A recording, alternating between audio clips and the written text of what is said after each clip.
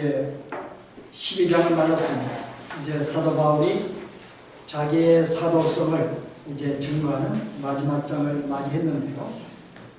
바울은 자기의 사도성을 증명하기 위해서 여러 가지 말을 하는 중에 우리가 오늘 봉독한 내용은 자기가 한때 3층에 올라가서 천국의 세계를 보았고 그곳에서 천사들이 대화하는 인간이 이해할 수 없는 수많은 그런 신기한 체험들을 한 것으로 오늘 소개합니다. 우리가 어떤 이 본문을 보게 되면은 우리가 마치 내가 3층에 올라가서 하느님을 만난 이 사실, 이 사건이 얼마나 놀라운 사건이냐. 그럼 이것은 누구나 아무나 할 수 있는 이런 문제가 아닙니다. 그러므로 내가 하나님의 참된 사도이기 때문에 내가 이와 같은 놀라운 신비한 체험을 하였다 라는 것을 증거하기 위해서 이 말씀을 한 것인지 아니면 다른 의도가 있는지를 우리가 살펴봐야 합니다. 언뜻 본문에 보면은 마치 이와 같이 어떤 놀라운 누구도 경험할 수 없는 어떤 하늘의 세계를 경험하는 이 사실을 말미암아 내가 하나님의 참된 사도라 라는 것 증거하기 위해서 쓴 것으로 우리가 오해하기 쉽습니다. 오늘의 내용 보면은 바울은 실제 이런 사실을 통해서 내가 어떤 체험을 했어. 그러므로 나는 진짜 나는 증명하게 쓴 것이 아닌 걸 알 수가 있어요. 오늘 뭐라 그래요? 자기가 이와 같은 3층에 올라간 하늘에 올라간 이 경험들을 말하면서 자신이라고 이야기하지 않습니다. 그리고 내가 아는 어느 한 사람이라고 자신을 돌려둬서 이야기를 해요. 내가 어느 한 사람을 안다. 그가 이런 경험을 하였다 라고 하면서 오늘은 뭐라고 그래요? 나는 이런 사람을 위해 자랑하겠으나 지는 자랑거리죠. 이건 놀라운 사건이 어디 있어요. 그러나 나를 위하여는 약한 것들 외에 자랑하지 아니하리라고 이야기를 해요. 그 실은 이런 놀라운 경험들을 이야기하면서 나는 결단코 이것들을 자랑하지 아니해. 나는 오히려 나의 약한 것들을 자랑할 거야 라는 말씀으로 맺습니다. 자, 이 사실은 뭐예요? 실제 내가 이런 놀라운 경험을 한 것을 통해서 내가 하나님의 참된 백성, 참된 사도인 것을 증명하려고 쓴 것이 아닌 걸 알 수가 있습니다. 만약 그렇다면 이 내용을 계속 자랑을 해야 되죠. 그러나 이 내용을 소개하면서 나는 결단코 이걸 자랑하지 아니하고 나는 오히려 나의 약한 것들을 자랑할 것이야. 그러면서 자기의 약한 것들을 통해서 자기가 참된 사도인 것을 알리려고 하는 것입니다. 이해할 수 있는가요? 그럼 오늘 이 사건은 우리에게 뭘 말하고 있는가 하면은 어떤 이 참된 사람, 참된 성도의 증거는 어떤 신비한 체험이나 어떤 은사나 어떤 그런 것을 통해서 그것을 가졌다 그래서 참된 사도로 증거할 수가 없다고 하는 것입니다. 내가 신비한 것을 경험했다 그래서 체험했다 그래서 내가 다른 사람이 가지지 못한 어떤 은사들 기사와 이적을 행한다 그래서 그 사실이 내가 하나님의 참된 성도이거나 사도로 증거할 수 없다는 거죠. 여러분 이해할 수 있는가요? 우리는 보통 이런 것들이 참된 증거라고 볼 수 있어요. 그러나 오늘 바울은 이런 것들은 결단코 우리의 증거가 될 수 없다 그래요. 네가 진짜 하나님의 사도인가? 처음 했는가? 그것으로 우리가 참된 성도라고 말할 수 없다는 거죠. 여러분 일반 종교의 특징은 뭘까요? 우리가 어떤 종교와 종교다우려면 어떤 거기에는 신비적인 요소가 첨가가 돼야 됩니다. 어떤 그 집안에 어떤 놀라운 기사와 이적을 행하는 어떤 그게 있다든지 어떤 몇 개 신비한 점쟁이같이 예언을 하는 어떤 예언적인 요소가 있다든지 아니면 어떤 신적인 경험을 해가지고 어떤 몸을 떤다든지 어떤 그 신비한 경험들이 있다든지 뭔가 그런 요소들이 하나가 있어야지만이 우리가 일반적으로 종교를 인정을 하고 그걸 추앙을 합니다. 그러나 기독교는 우리는 우리의 모든 기독교 신앙의 기초는 어떤 초월에 있지 아니하고 어디에 있는가요? 계시에 있습니다. 그건 무슨 말인가 하면은 우리가 신앙할 때 어떤 초월적인 신비한 체험이라든지 어떤 거기에 우리 기독교 신앙의 기초가 있지 않냐는 거죠. 뭐에 있는가요? 계시에 있다는 말은 우리가 하나님을 아는 것, 우리가 예수 그리스도를 내가 아는 것, 그가 누구인가, 그가 누구인가를 바로 알고 그것을 우리가 신뢰하는 것, 이게 바로 기독교 신앙이라는 것이죠. 여러분이 호세아서 6장에 보게 되면 우리가 호세아가 이런 말을 하게 되는데요.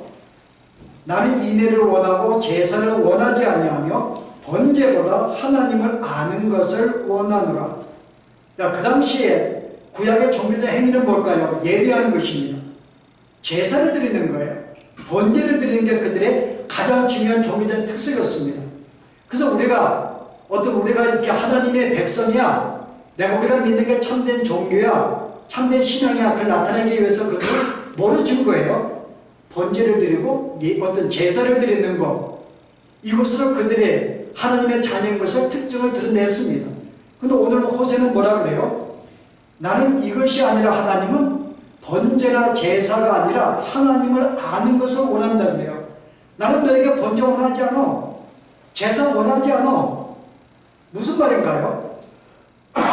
우리가 제사를 한다는 것은 뭐예요? 내가 예배를 한다는 것은 내가 예배함으로 말미암아 내 의무를 다 했다고 생각해요.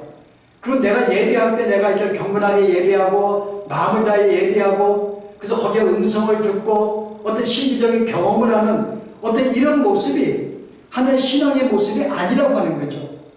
우리는 보통 내가 주 앞에 기도하는 모습, 주 앞에 예배하는 것, 이런 모습으로 우리가 신앙에 나타내려고 합니다. 근데 오늘은 하나님 그거 원하지 않는다 그래요. 그것이 우리의 참된 성도의 표시가 아니라는 거죠. 뭐라고 이야기해요? 하나님을 알기를 원한다는 거죠. 하나님을 아는 것.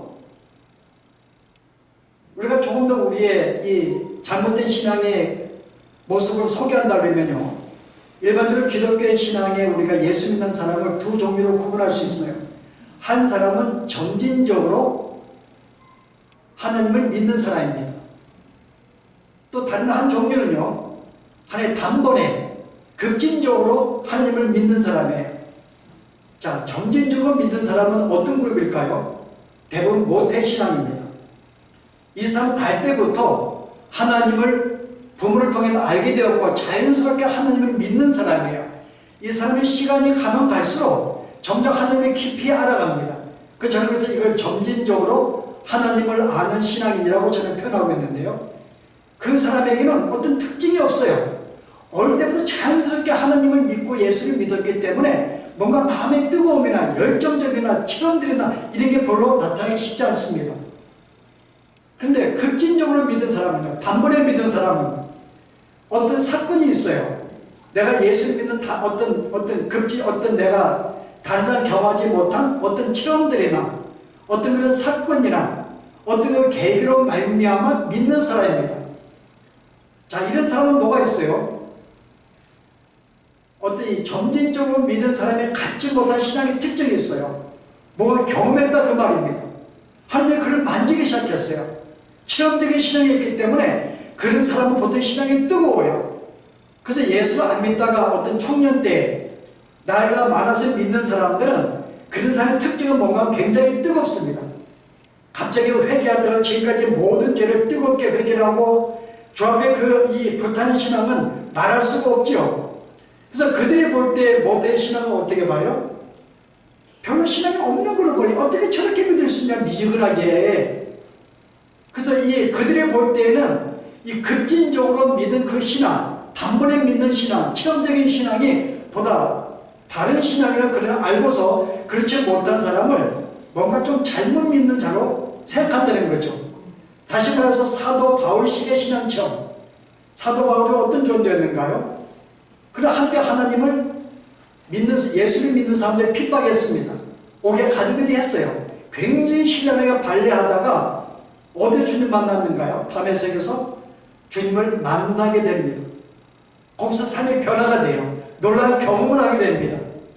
그래서 우리는 보통 그런 신앙을 보통 뜨겁고 참된 신앙으로 생각을 해요. 뭔가 신비적이고 체험적이고 어떤 경험적인 신앙이 있어야지만이 뭔가 우리가 참된 신앙으로 보는 경향이 있다 그 말입니다. 근데 우리가 바꿔서 이야기하면요, 그 사람이 하나님이 그렇게 역사하지 않으면은 바울이 믿었을까요, 여러분? 보통 이 점진신앙같이 하나님은 이런 분이시다, 주님은 이런 분이다, 우리 십자가 돌아가셔서 그렇게 점잖게 이야기를 해서 사도 바울은 믿지 않는 존재이기 때문에요. 이 사람은 어떻게 믿을 수 있어요? 이렇게 체험적으로 하나님이 나타나서 말씀을 끌지 않으면 믿을 수 없는 정도의 실은 그런 마음이 굳은 존재였죠. 우리가 그런 각도로 봐야 된다 그 말입니다. 얼마나 마음이 굳었으면 말로 해도 믿지 않았으면 이렇게 체험적으로 그에게 말을 했을까 그 말이에요. 이 사람은 주님의 강권에 붙잡아줘야 돼요. 우리가 그 사람이 놀라운 신앙이다?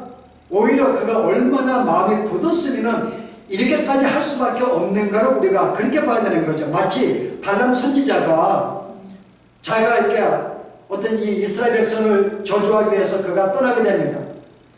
발락의 모든 재물을 보고 가게 돼요. 하나님은 원하지 않는 길이에요. 도저히 어떤 일이 벌어져요? 하나님의 그를 막기 위해서 당나귀에게 그게 보여주십니다. 그러니까 실은 이 발람은 그걸 모르고 당나귀 계속 재촉하는 거예요. 때립니다. 빨리 가라는 거죠. 왜 안 가 그 말이에요. 그 당나귀가 말을 하잖아요. 결국은 너희가 하나님의 뜻이 아니야. 그런 말을 합니다.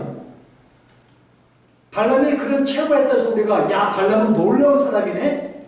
우리 그렇게 하지 않아요. 얼마나 그 사람이 영적인 본능이 없었으면 하나님이 그렇게까지도 당나귀를 통해서 보여주고 말할 정도로 그의 발길을 막을 수밖에 없었을까?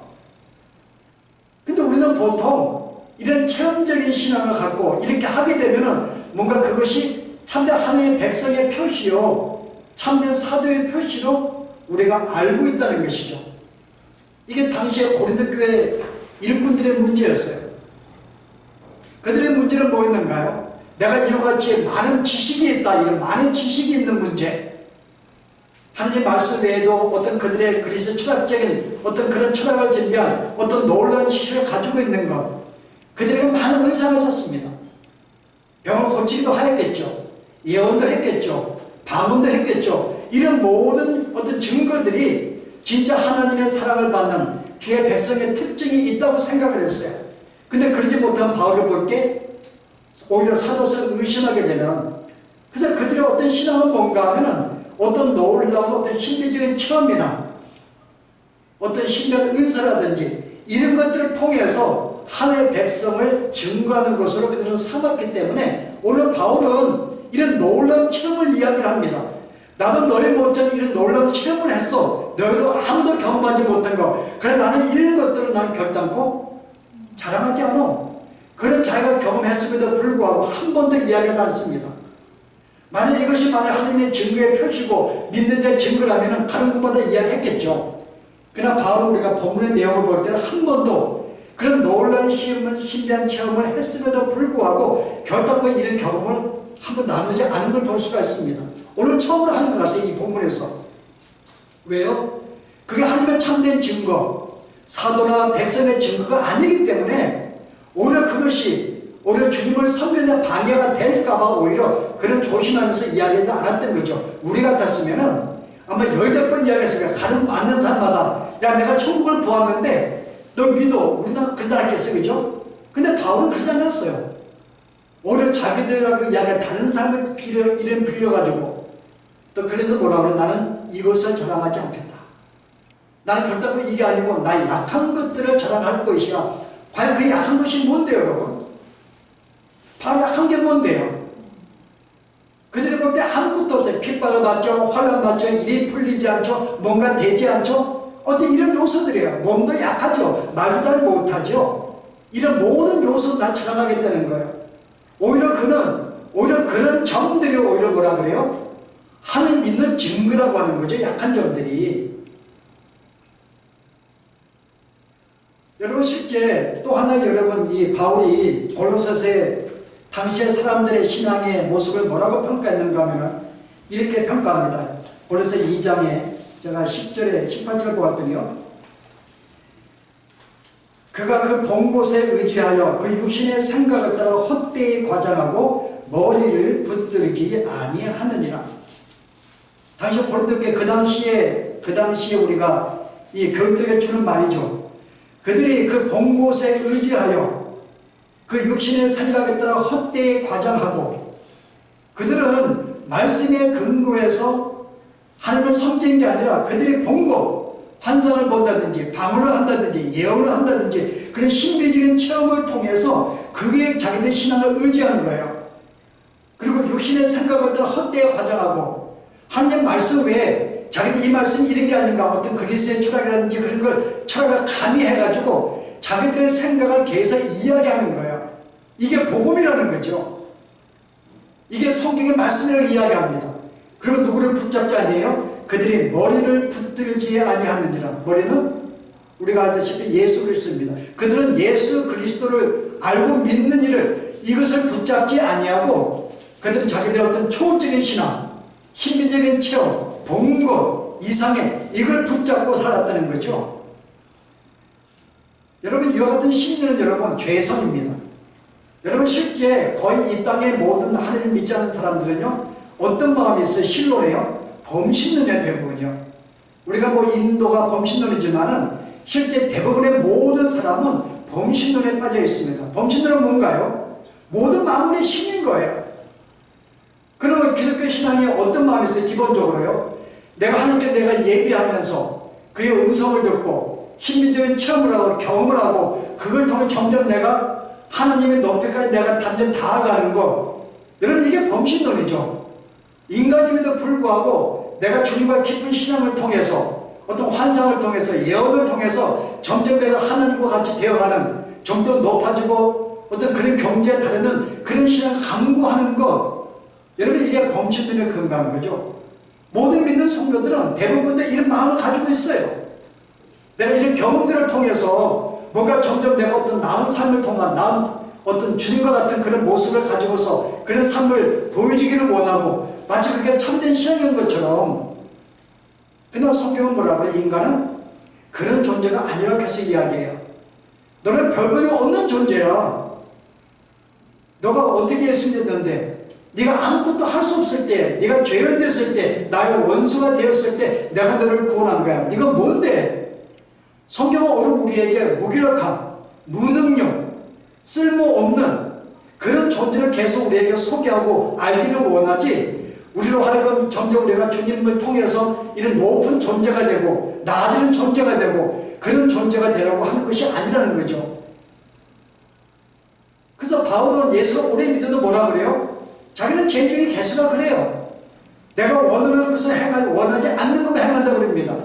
아무리 내가 예수를 오래 믿어도 여전히 우리의 삶은 주인 뜻대로 살지 않아요. 계속 내 모습은 계속 실망적이고 포기할 수밖에 없고 계속 이런 모습을 보이는 게 이게 인간의 참된 모습이죠. 우리로 하여금 그런 모습을 보게 하는 것이, 그것도 우리가 주의 은혜를 의지하고 주님도 의지하고 살라는 거죠. 근데 우리는 우리의 모든 종교적인 행위가 뭔가 하면은 내가 이런 모습을 통해서 점점 내가 경건해지고 점점 거룩해지고 주님과 교제하고 이런 걸 내가 경험하고 체험해서 뭔가 이것이 점점 신앙의 어떤 고차원적인 신앙의 모습을 가지려는 것, 이게 우리 기본적에 깔려있다는 거죠. 이게 문제라는 것입니다. 이것이 이런 초월적인 신앙, 신비적인 체험이나 이런 은사가 결국 우리가 참된 하나님의 성도인 것을 증거할 수 없다고 하는 거죠. 바로 거기에 있어요. 네가 진짜 하나님의 참된 성도냐? 여러분 뭐로 증거하실래요? 여러분 예비하는 것을 통해서, 제사 드리는 것, 기도를 통해서 힘든 체험을 했기 때문에 오늘 바울과 같이 3층에 올라간 이 사실을 통해서 나는 진짜 하나님의 성도야, 우리 말할 수 있을까요? 바울은 그게 우리의 증거가 될 수 없다고 이야기를 해요. 뭔가요? 계시죠. 하나님을 알고 그리스도를 아는 것. 그래서 여러분이 요한복음의 17장 3절에 뭐라고 이야기를 해요?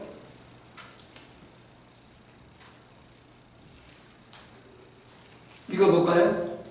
영생은 곧 유일하신 참 하나님과 그가 보내신 예수 그리스도를 아는 것입니다. 우리에게 영생 구원이라는 것은 어떤 신비적인 체험이 아니라 하나님을 아는 것과 그가 보내신 자 예수 그리스도를 내가 아는 것, 알고 믿는 것, 이게 영생이라는 거죠. 이게 우리의 구원이며 신앙생활이라고 이야기를 해요. 그래서 바울의 에베소서에 보시면 4장에 뭐라고 하면 13절에서요. 우리가 다 하나님의 아들을 믿는 것과 아는 일에 하나가 되어 온전한 사람을 이루라 그랬는데 내가 온전한 사람을 이루라 그래요. 어떤 일로요? 하나님의 아들을 믿는 것과 아는 일에 하나가 되어 모든 성도들이 하나님을 알고 믿는 것에 하나가 되고 이를 통해서 온전한 자가 이루어 말합니다. 이게 우리의 구원이며 이게 우리의 신앙이며 이게 우리의 영생이기 때문에 그럼 우리가 쉽게 할 때 아니 그럼 우리는 이렇게 생각할 수 있어요. 아니 예수 믿는 거 그거 뭐 이렇게 어려운가? 내가 믿고 받아들이면 되지. 여러분 실제 증거를 하는 것은 다른 사람이 갖지 못한 것을 우리 보통 증거로 내세웁니다. 그럼 여러분 생각에 신비적인 체험을 하는 거, 방언하는 거, 어떤 예언하는 거, 어떤 여러분 그거 하고 예수를 믿는 것하고 여러분 어떤 게 어려울까요, 여러분? 여러분 생각에 예수 믿는 게 어려울까요? 아니면 내가 신비적인 체험하는 게 어려울까요? 성경은 예수 믿는 게 더 어렵다고 이야기합니다. 그래서 이게 우리의 증거가 되는 거예요. 너가 예수를 믿는가? 여러분 예수를 못 믿어요. 여러분 예수 누가 믿을 수 있는데요? 여러분 이 땅의 인구가 우리가 전체 세계 인구가 얼마인가요? 제가 지금 잘 모르겠는데 제가 한 10년 15년 전에 80억 인구예요. 여러분 그 가운데 여러분 하나님을 아는 자가 몇 명인데요? 우리 기독교 성경을 가지고 하는 종교가 여러분 얼마가 돼요? 일반 캐톨릭 합쳐가지고 5억이라고 됩니다. 그럼 캐톨릭을 빼고 개신교만 한다 그러면은 여러분 1억 되기 힘들어요. 여러분 80억 가운데 1억만 믿는 거예요. 여러분 쉽다고요? 여러분 실제 요한복음에 보시면 어떤 일이 벌어져요? 예수님이 500의 기적을 행하십니다. 어린아이와 여자를 제하고 나머지 숫자가 4,000명이라고 했어요. 그럼 여기 어린아이와 여자를 합치게 되면 10,000명 가까운 인간이죠. 여러분 그들에게 500의 기적을 행해서 말하자면 풍선을 먹이십니다. 사람들이 그때 놀랐어요. 그래서 주님을 따르기를 소원합니다. 근데 주님이 어디 가버리고 없는 거예요. 그래서 그들이 열심히 주님을 찾아도 못 찾는 거예요. 그들이 왜 찾아요? 자기들을 먹여주고 충분히 해주니까 그 사실은 놀랍고 내가 주님을 따라가게 되면 예수를 믿게 되면 내가 이런 놀라운 일이 벌릴 줄 알고 계속 주님을 찾습니다. 그러다가 결국 주님을 만나게 돼요. 그래서 주님이 그들을 보자마자 첫 마디가 뭘까요? 요한복음 보시래요. 뭐라고 이야기하는지? 요한복음 6장 보시기 바랍니다.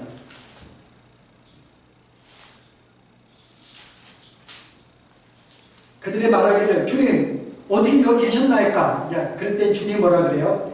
예수께서 대답해 이르시되 내가 진실로 진실로 너희에게 이르노니 26절입니다. 너희가 나를 찾는 것은 표적을 본 까닭이 아니요 떡을 먹고 배부른 까닭이로다. 자, 그들이 500의 기적을 행하는 것을 보았어요. 경험하였습니다. 근데 예수는 뭐라 그래요? 내가 나를 찾는 것은 표적을 본 까닭이 아니요 내가 나를 못 봤다고 하는 거죠. 내가 나를 못 본 것이다. 떡을 먹고 배부른 까닭. 내가 나를 찾는 것은 나를 통해서 뭔가 배부르고 떡을 먹고 뭔가 풍성한 삶을 위해서 내가 나를 찾은 것이지 내가 진짜 나를 메시아인 줄 알고 찾았다고? 내가 그런 이적을 보았음에도 불구하고 나를 찾은 것은 표적을 본 까닭이 아니라 표적을 못 봤다고 하는 거죠. 그들은 표적을 경험했어요. 근데 표적을 못 봤다고 하는 거죠. 표적은 보통 사인입니다. 누구를 가리키는 거예요. 그거를 통해서 그리스도가 누군지를 알려고 예수님이 이 땅에서 표적을 행하셨습니다. 왜 행하셨는가요? 구약의 말씀 예언 보면은 메시아가 오면은 기사와 이적을 행한다는 예언의 말씀이 있었기 때문에 그런 기사와 이적을 통해서 그가 메시아인 것을 알게 만들기 위하여 행하신 거예요. 그들의 표적을 통해서 뭘 봐야 돼요? 진짜 이분은 우리의 메시아구나를 발견해야 되는데 그들은 그걸 발견 못했어요. 뭘 발견한 거예요? 그냥 먹고 배부르고 우리가 풍성한 삶을 주겠구나. 주님을 따르면 이런 삶을 주어주겠구나. 이것만 본 거죠. 그래서 그들은 놀라운 힘적인 체험을 했음에도 불구하고 여전히 그들은 메시아를 보지 못한 거예요. 왜 보지 못했을까요, 여러분? 이 복음은 그들에게 허락된 것이 아니기 때문에 모든 자 허락된 것이 아니에요. 여러분 이 말씀이 마태복음 13장에 나옵니다. 뭐라 그래요? 예수님은 가는 곳마다 비유로 말씀하셨어요.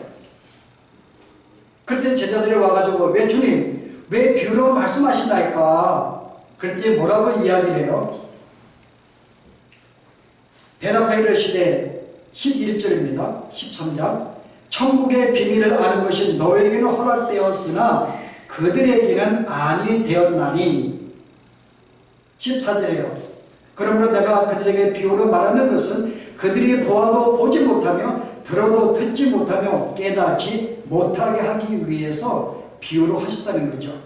이사야 예언이 그를 이루었으되 너희가 듣기는 들어도 깨닫지 못할 것이요 보기는 보아도 알지 못하리라. 이사야 말씀을 통해서 이 말씀의 성취로서 예수님이 비유로 말씀하신 거예요. 왜 비유로 말씀하셨다고요? 그들로 깨닫지 못하게 하기 위해서, 보지 못하게 하기 위해서 비유로 말씀했다는 거죠. 비유는 너에게만 허락된 것이야. 모든 자가 아닙니다. 여러분 실제 이 복음이라는 것은 신비적인 체험보다 훨씬 어려운 거예요. 여러분 내가 믿고편 믿는 게 아닙니다. 내가 말로 믿는다 할 수 있어요. 그러나 정말 내 마음속에 그분이 정말 하나님의 아들로서 내 집에 십자가에 죽으시고 이 사실이 정말 믿어져가지고 마음속에 정말 뜨거움으로 간절함으로 내가 인정을 하고 그런 믿는 신앙이 누구나 가질 수 있는 게 아니라 그 말입니다. 왜냐하면 복음은 모든 자에게 허락된 것이 아니고 너희에게 일부에게만 허락되었기 때문에요. 요한복음 17장에 나에게 보내준 자에게 하나님 나에게 보내신 자들에게만 이 복음은 허락된 것이기 때문에 자 이런 데 볼 때는 복음을 믿는 것만큼 힘적인 체험이 없습니다. 가장 힘든 체험인 거죠. 누구나 믿을 수 없는 거기 때문에 그러나 이렇게 믿는 사람만이 누구예요? 이게 영생이고 이게 하나님의 자녀의 표시라는 거죠. 진짜 내가 예수를 믿는가? 너의 구주를 믿는가? 내가 이름하면 네가 회개하였는가? 정말 주님도 하나님을 알고 그를 붙잡고 신뢰하고 평생 그의 뜻을 붙잡고 순종하며 살아가는가? 이런 삶이 너에게 있냐 그 말입니다. 이게 우리가 참된 하나님의 증거고 참된 사도의 증거지 다른 것이 아니라는 것, 힘든 체험이 아니라는 것입니다. 그래서 오늘은 가장 기본적인 거예요. 당시 고린도 교인들의 일부 교인들은 내가 하나님을 믿는 참된 증거가 심리적인 체험이 있고 은사에 있고 많은 지식이 있고 이런 것들로 증거를 삼았지만 오늘 바울은 내가 이런 삼천적인 경험했음에도 불구하고 나는 이거 한 번도 자랑하지 않았어. 왜냐하면 이게 믿는 자의 증거도 아니기 때문에 참된 믿는 자의 증거는 네가 정말 하나님을 그리고 그가 보내신 예수 그리스도를 너의 구주로 믿냐 그 말입니다. 여러분 정말 믿는가요? 정말 그분이 나의 죄를 십자가에 죽어 하시는 걸 믿어지는가요? 바로 그 사실을 흔들림없이 믿고 내가 그것으로 감사하고 기뻐하고 그리고 이 땅에 사는 동안에 내가 하나님의 자녀가 되었으니 이제 내가 주의 뜻이 무엇인지 분별하여 내 속이로 오늘은 살지 아니하고 제 뜻을 붙잡고 그 뜻이 이루어지기 위해서 그의 이름과 그 이름을 위해 기도하며 살아가는 이와 같은 삶 바로 이게 참된 하나님의 자녀의 백성의 증거라는 거죠. 그래서 예레미야 9장에 우리에게 뭐라 그래요? 너가 자랑을 하되 너의 신비적인 체험이나 그런 걸 자랑하지 말고 뭘 자랑하라 그래요? 볼까요? 예레미야 9장에 뭐라고 이야기하고 있는지요? 여호와께서 이와 같이 말씀하시되 28절입니다. 죄로운 자는 그의 지위를 자랑하지 말라. 용사는 그의 용명을 자랑하지 말라. 부자는 그의 부함을 자랑하지 말라. 자랑하는 이는 이것으로 자랑할지니 곧 명철하여 나를 아는 것과 여호와는 사랑과 정의와 공의를 땅에 행하는 자인 것을 깨달은 것이니라. 나는 이 일을 기뻐하느라. 여호와의 말씀이니라. 진짜 너희의 자랑은 내가 예수를 믿는 걸 자랑하라는 거죠. 예수를 믿고 그를 알고 믿는 것이 이게 우리의 구원이며 이게 우리의 천국이기 때문에요. 이게 믿는 자의 표시이기 때문에 나는 기뻐하는 것은 내가 주 앞에 온전히 예배하고 기도하고 봉사하고 여러분 이게 아니라는 거죠. 여러분 이게 아니라 나를 온전히 아는 것 나는 이것을 기뻐한다고 이야기해요. 그래서 기독교 신앙은 하나님은 누구신가? 예수님은 누구인가? 그리고 온전히 내가 알고서 내 마음속에 그를 내가 믿고 받아들이는 것, 그리고 신뢰하고 살아가는 것, 이게 우리의 신앙의 전부이며 우리의 참된 신앙생활 모습이라는 거죠. 오늘 바울은 이런 점에서 내가 내 약한 것들, 내가 온전히 내가 무시하고 있는 바로 그런 것들을 내가 붙잡고 이것을 자랑한다고 이야기하는 거예요. 예수 믿는 것, 그를 알고 믿는 것, 이게 우리 참된 신앙인 줄 알고 더 우리가 주 앞에 더 그를 바르게 알기를 원하고 더 주의 말씀을 깊이 알아가기를 소원하고 그리고 그의 말씀을 붙잡고 그의 뜻을 믿으며 살아가는 이와 같은 삶이 있기를 바랍니다. 기도하십시오.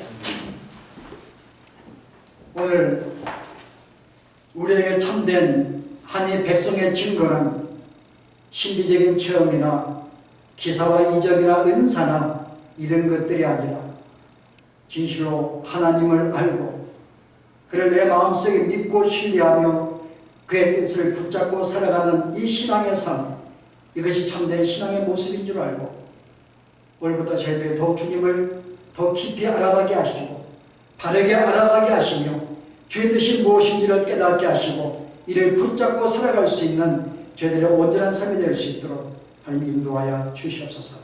예수 이름으로 기도합니다. 아멘.